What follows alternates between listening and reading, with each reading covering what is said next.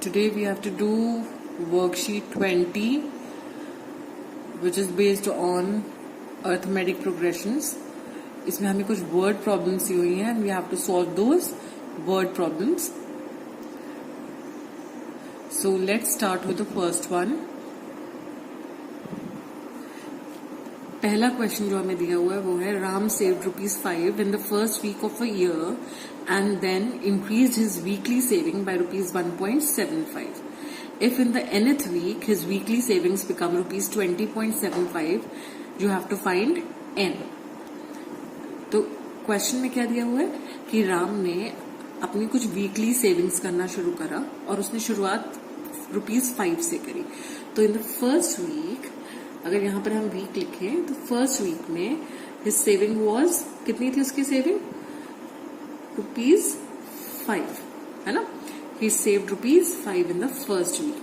Second week में, in the second week he increased his weekly saving by ₹1.75. Increased his weekly saving का मतलब क्या हुआ कि जितनी पहले कर रहा था उससे 1.75 ज्यादा. तो 5 तो कर ही रहा था, है ना. अब उसमें 5 में ₹1.75 और ऐड कर दिए. ठीक है. So that makes it ₹6.75. Third week में जितनी सेकेंड वीक में कर रहे थे, सेकेंड वीक में कितनी थी? 6.75. उससे ₹1.75 ज्यादा. ₹1.75 ज्यादा का मतलब क्या हुआ? कितना हो गया? This is ₹8.50. ठीक है. इसी तरह से फोर्थ वीक में जितनी थर्ड वीक में करी थी सेविंग, उससे ₹1.75 ज्यादा. That means ₹10.25. ठीक है. एक बार क्वेश्चन को दोबारा देखिए. Ram saved ₹5 in the first week of a year. First week of the year में ₹5 and then increased his weekly saving by ₹1.75. फिर उन्होंने अपनी वीकली सेविंग को ₹1.75 से इंक्रीज कर दिया. ठीक है. In his nth week, his weekly savings become ₹20.75. nth week, अब हमें नहीं पता कि कौन सा वीक की बात कर रहे हैं. nth वीक में इनकी सेविंग कितनी हो गई है? ₹20.75. I hope this is clear. तो आप एक चीज ऑब्जर्व कर रहे हैं कि फर्स्ट वीक में इट वॉज ₹5, सेकेंड में इट वॉज 6.75. तो इंक्रीज कितना है? 1.75 का. हर बार फर्स्ट वीक से सेकेंड वीक में 1.75 का इंक्रीज आया, सेकेंड से थर्ड वीक में 1.75 का इंक्रीज आया, थर्ड से फोर्थ में 1.75 का इंक्रीज आया. दैट मीन्स 1.75 जो है that is the common difference, है ना. क्योंकि अगर आप फर्स्ट वीक में को अगर हम A1 ले लें, A1 में हमारी सेविंग कितनी है? 5. सेकेंड वीक को अगर हम A2 सपोज कर लें तो सेकेंड वीक में हमारी सेविंग क्या है? 6.75. थर्ड वीक में हमारी सेविंग क्या है? 8.50. फोर्थ वीक में हमारी सेविंग क्या है? 10.25. इसी तरह से AN में हमारी सेविंग है 20.75. तो सबसे पहले हम क्या करेंगे? विल फाइंड आउट डी पता लगाने के लिए. आपको पता है common difference is the difference between any two consecutive terms. तो डी हमारा हो जाएगा A2 minus A1 which is 6.75 minus 5, that is 1.75. इसी तरह से किसी भी और का भी हम एक बार निकाल कर देख लेते हैं. तो A3 माइनस A2 कितना आया? A3 कितना है हमारा? 8.50 माइनस 6.75. तो ये कितना आया? सब्ट्रैक्ट करने पे 1.75. तो आप देख रहे हैं कि जो कॉमन डिफरेंस है वो सेम ही आ रहा है, क्योंकि ऑब्वियसली हम हर बार 1.75 से इंक्रीज कर रहे हैं. तो यही क्या है? हमारा कॉमन डिफरेंस है. ठीक है. तो अब हमें A1 पता है, AN पता है. ठीक है. अब हमें निकालना क्या है? We have to find out N. We know that AN is equal to A1 plus n minus 1 into D.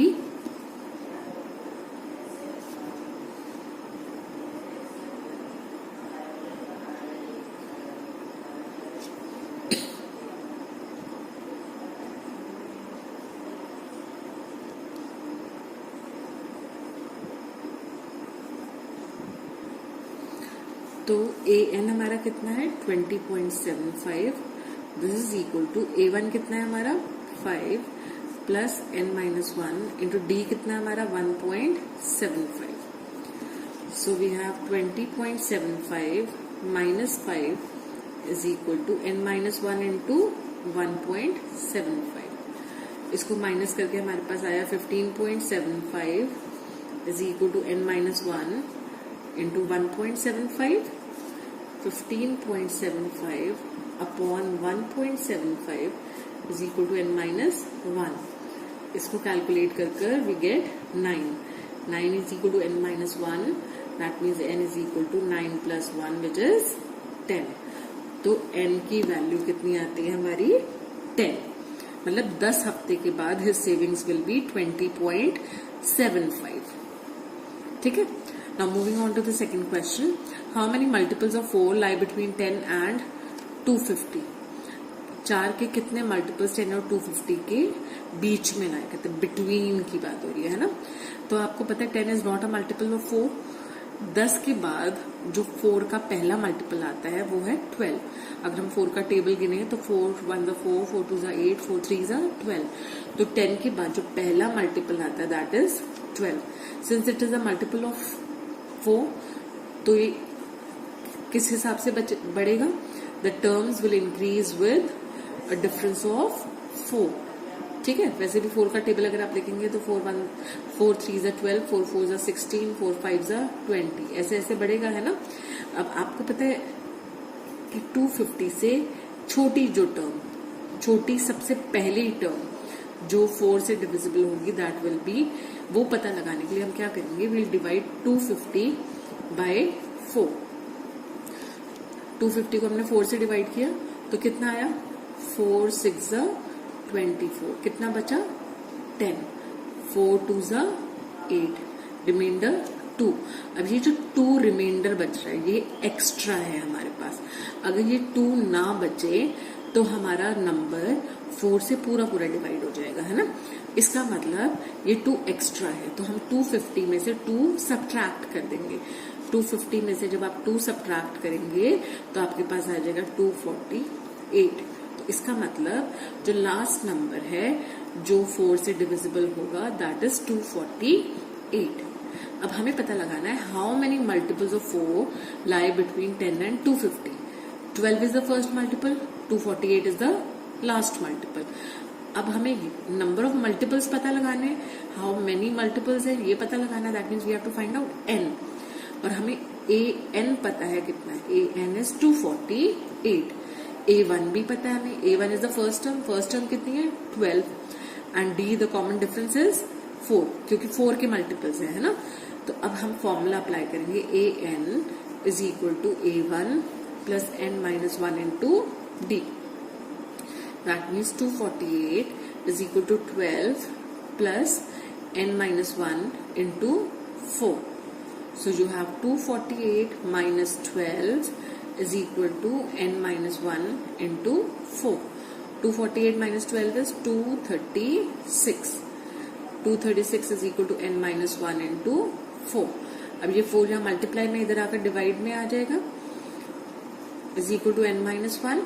That means इससे डिवाइड करेंगे तो कितना आएगा 4 5 20, 4 9 36. This is equal to n-1 और n is equal to 59. -1 जब हम equal to की दूसरी तरफ लाएंगे तो क्या हो जाएगा +1. तो n हमारा आ जाएगा 60. तो इसका मतलब 10 और 250 के बीच में 4 के 60 मल्टीपल्स आएंगे.